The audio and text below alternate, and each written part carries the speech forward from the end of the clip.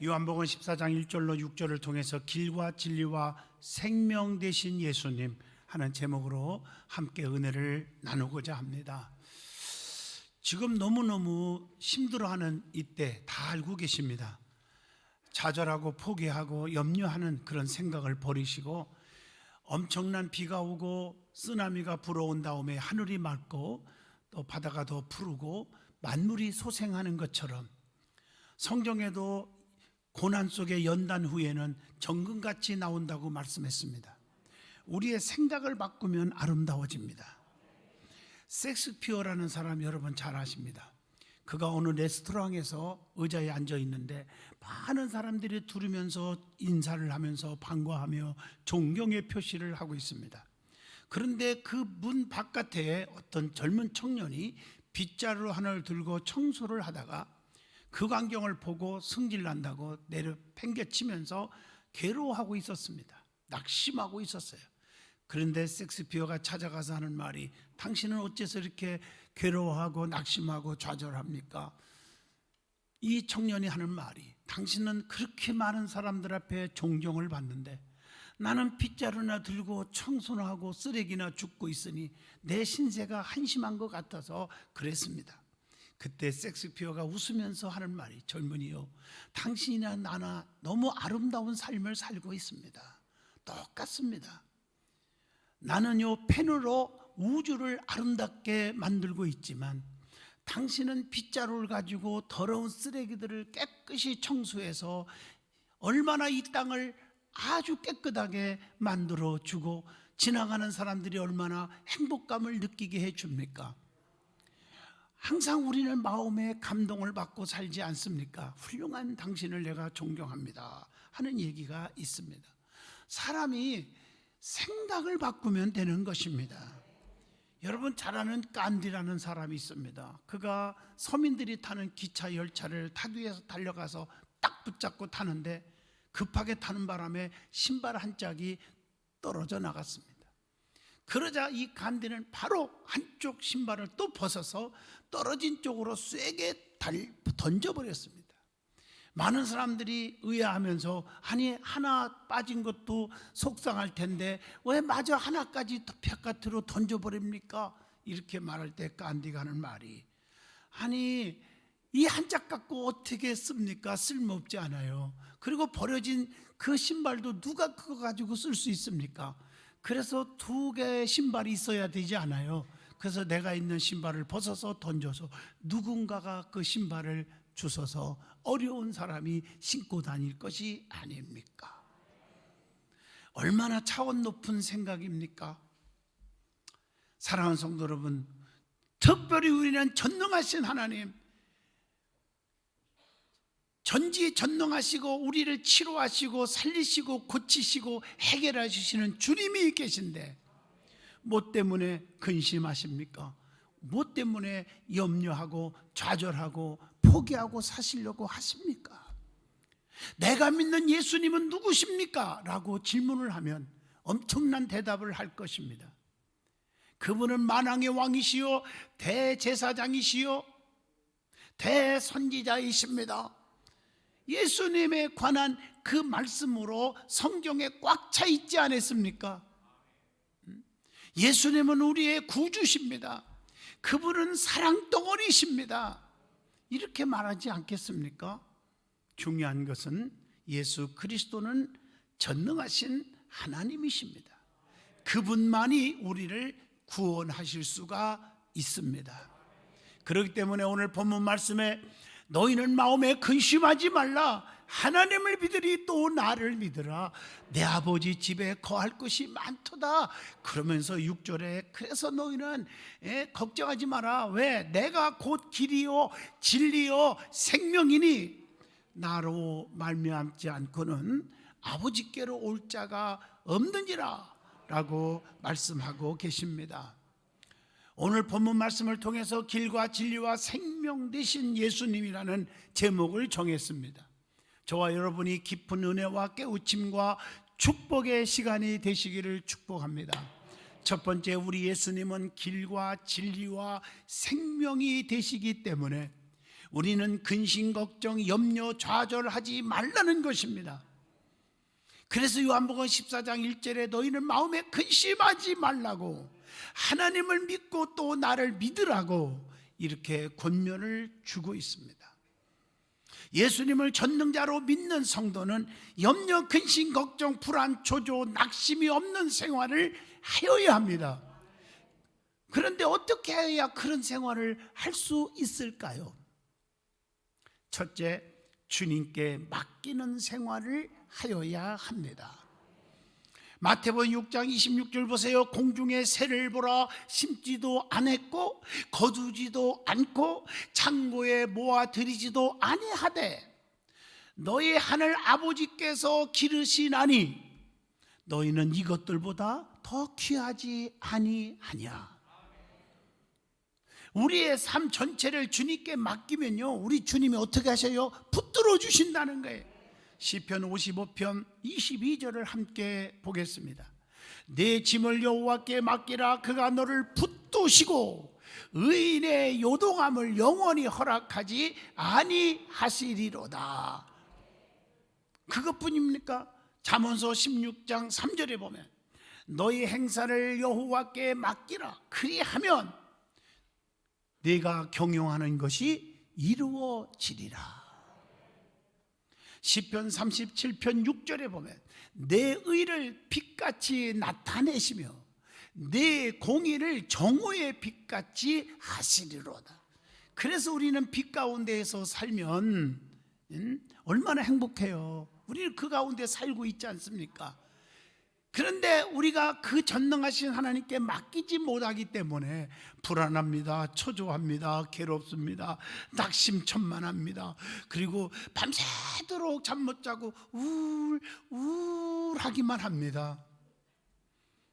야고보서 1장 6절 7절 말씀처럼 늘 의심덩어리로 꽉 차 있습니다. 그러니까 기도의 응답이 없는 거예요. 두 번째, 믿음을 키워 나아가는 생활을 해야 한다는 거죠. 마태복음 6장 30절을 기억하십시오. 오늘 있다가 내일 아궁이에 던져지는 들풀도 하나님의 이렇게 입히시거늘 하물며 너희일까 보냐 믿음이 적은 자들아 라고 말씀합니다. 사람은요, 육과 영이 있기 때문에 짐승들보다 너무 귀한 거예요. 여러분, 우리는 육과 영이 있어요. 그런데 육이 성장하려면 어떻게 해야 되냐? 또 그러려면 영이 성장하려면 어떻게 해야 되냐? 한번 연결해서 한번 생각을 해보세요. 육의 양식을 먹어야 합니다. 밥을 먹어야 하잖아요. 영혼의 양식, 말씀을 먹어야 돼요. 그래서 마태복음 4장 4절에 사람이 떡으로만 사는 게 아니다, 모든 말씀으로, 하나님 말씀으로 사는 거다, 이렇게 말씀하고 계세요. 예? 또 숨을 쉬어야 살잖아요. 육이, 영혼의 호흡이 기도요. 쉬지 말고 하라는 거예요. 그래야 영이 자라요. 시편 34편 17절의 말씀입니다. 또 운동을 해야 돼요. 그래야 건강해요. 요즘 제가 운동하냐고 얼마나 그냥 아령을 들고 역도를 들고 발로 그냥 쫙쫙 밀어붙이고 그냥 계속 하다가 바쁘면요, 집에서요 또 아령을 가지고 하고, 오늘도 영접위원들에게 10분 동안 아령 없어도 맨손으로 아령을 줬다 생각하고 운동을 시켰더니 5분 동안 땀이 뻘뻘 흘리면서 와, 근육이 생깁니다. 아, 면역력이 생긴 것 같습니다. 그러시더라고요. 예, 건강해지는 거예요. 건강. 마찬가지로 영적으로도 건강하려면 어떻게 하냐? 봉사생활이에요. 전도생활 열심히 해야 돼요. 이걸 헌신이라고 말해요. 게으르지 말고, 로마서 12장 11절로 13절에 부지런하여 게으르지 말고 열심을 품고 주를 섬기라.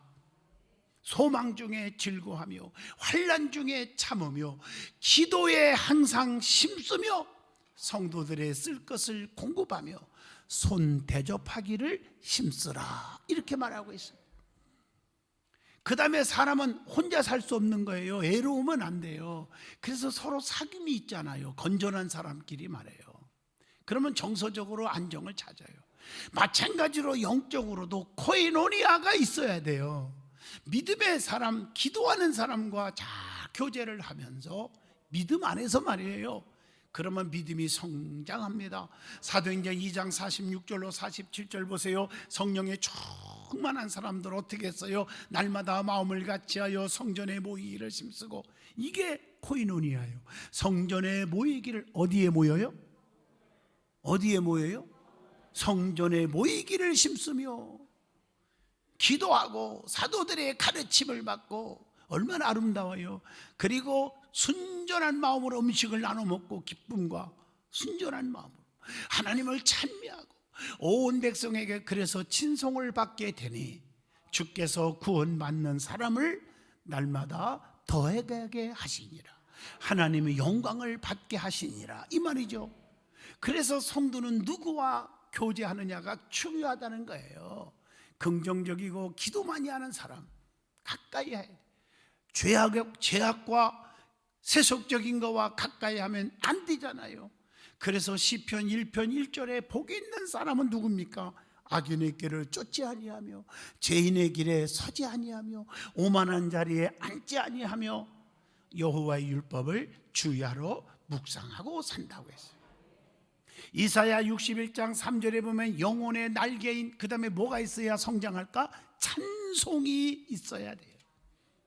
또 야고보서 2장 17절에 보면 실천하는 믿음이 영혼의 축복을 받을 수 있다는 거죠.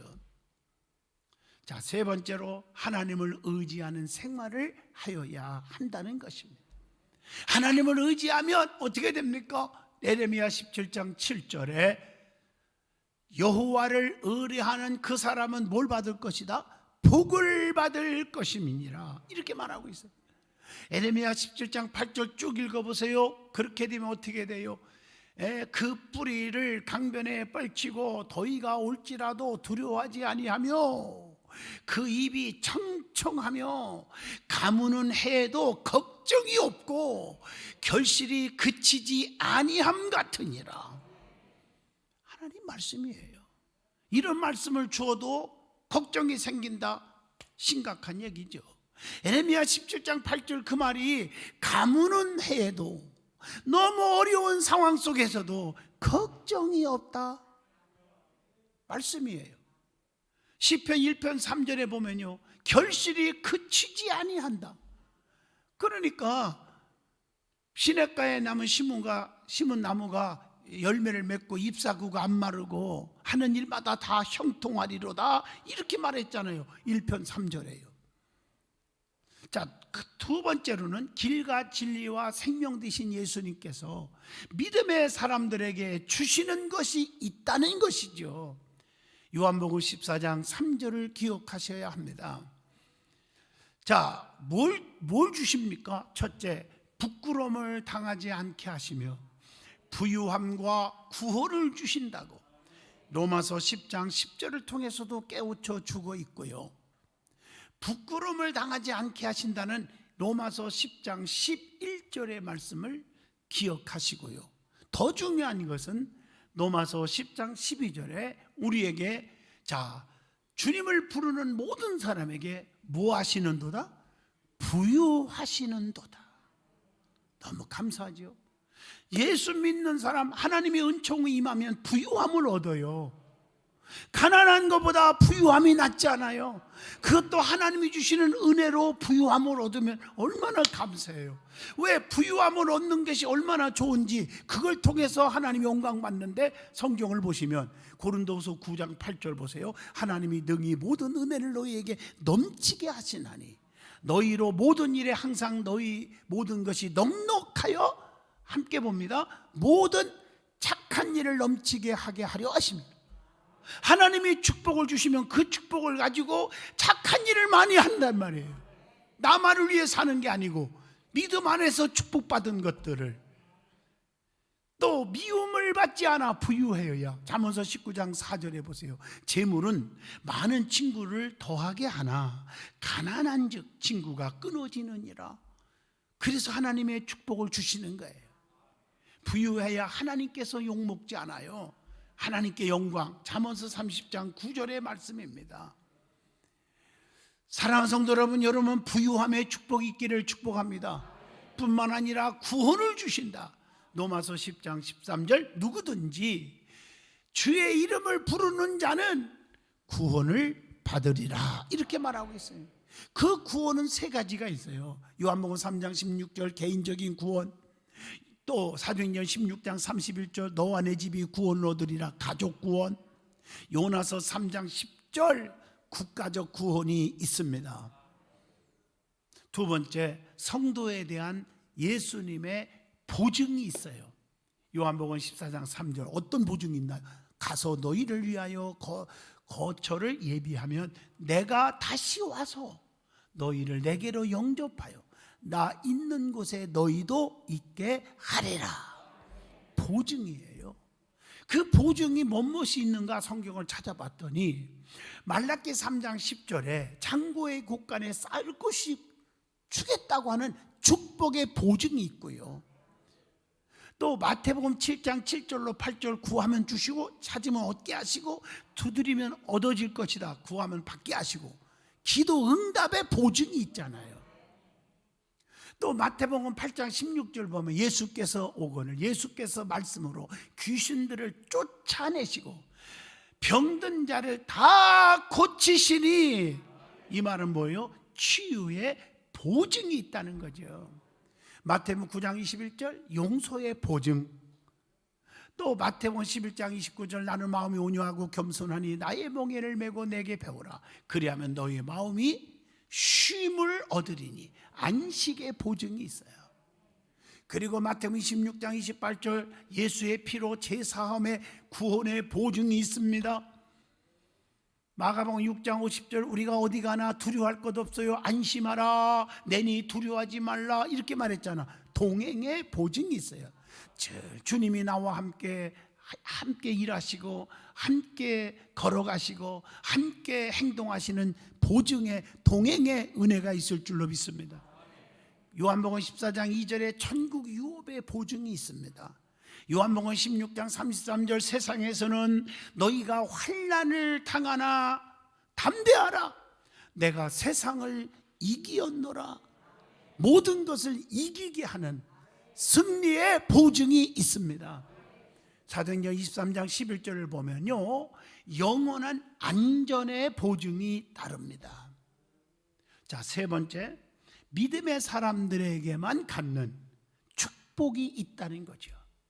그래서 요한복음 14장 17절에 그렇게 말하고 있습니다.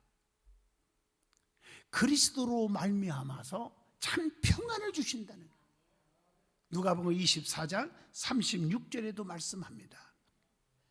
주님이 주시는 평안은 요한복음 14장 27절 보니까 세상이 주는 것과 같지 아니하다는 거예요. 주님으로부터 오는 평안은 영원한 평안인 줄로 믿습니다. 세상은 달면 삼키고 쓰면 뱉어요. 그렇게 좋은 사이에도 자기 마음에 조금 안 들으면 가감하게 배척하는 것이 오늘날 세계고 교회 안에도 그런 일이 얼마나 많아요. 그래서 서로 상처받고 그렇잖아요. 그러나 주님으로부터 받는 평안은 영원한 줄로 믿습니다. 그래서 우리 주님으로부터 위로를 받으려고 기도하는 거예요. 그리고 하나님의 능력을 주시는 거예요. 누가복음 24장 49절 보세요. 너희는 위로부터 능력으로 입혀질 때까지 여기 머무르라 하시니라.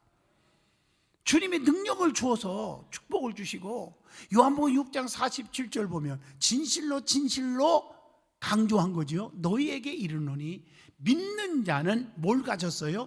영생을 가졌고 영생을 주셔요. 그리고 진리를 바르게 알게 하는 성령의 충만함을 주신다고 요한복음 14장 17절에 약속합니다. 뿐만 아니라 에베소 2장 13절에 보니까 너희가 그리스도 예수 안에서 그리스도의 피로 가까워졌느니라 그러면서 산 소망을 우리에게 주시는 것입니다. 천국을 유업으로 주심으로 믿음에 부유하게 하신다는 것이죠. 야고보서 2장 5절의 말씀입니다. 뿐만 아니라 베드로전서 5장 4절 목자장이 나타나실 때에 시들지 아니하는 영광의 관을 얻으리라. 얼마나 아름다워요. 자, 마지막 세 번째입니다. 길과 진리와 생명 되신 예수님만 통하여야 하나님께로 갈 수가 있습니다. 요한복음 14장 6절의 말씀이죠. 나로 말미암지 않고는 아버지께로 올 자가 없느니라, 이렇게 말했어요. 그래서 예수님이 내가 곧 첫째 길이요, 두 번째 진리요, 세 번째 생명이라는 말씀을 줬어요. 첫 번째가 뭐라고요? 길이 되십니다. 그래서 예수님만 따라가는 거예요. 예수님만 생명으로 인도하는 분이고 길이 된다고 요한복음 10장 8절을 통해서 주십니다. 예수님은 제일 좋은 길이요, 그 길은 곧 사랑이라고 고린도전서 12장 31절 함께 봅니다. 너희는 더욱더 큰 은사를 사모하라. 내가 또한 가장 좋은 것을, 좋은 길을 너희에게 보이리라, 이렇게 말하고 있습니다.